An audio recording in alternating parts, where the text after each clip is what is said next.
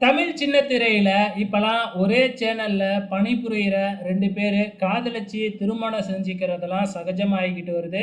அந்த வகையில விஜய் டிவியில இது மாதிரி நெறையாவே நடந்துகிட்டு இருக்கு.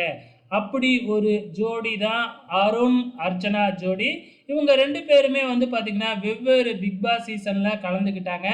சீசன் 7ல டைட்டில் வின்னரா வந்த நம்ம அர்ச்சனா, சீசன் 8ல கலந்துக்கிட்ட நம்ம அருண காதலிச்சாங்க. இது பிக் பாஸ் வீட்டுக்குள்ள போகறதுக்கு முன்னாடியே அரசல் புரசலா நியூஸ் வந்துச்சு.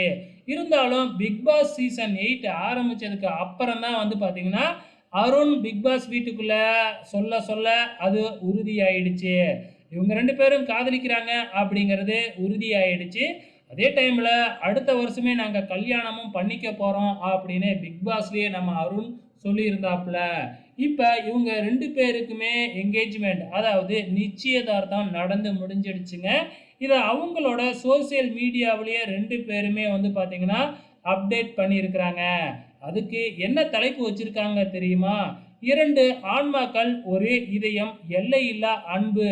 என்னவளை கண்டறிந்து விட்டேன். எங்கள் பயணம் தொடங்கியது அப்படின்னு சொல்லி டைட்டில நம்ம அருண் வச்சிருக்கிறாப்ல.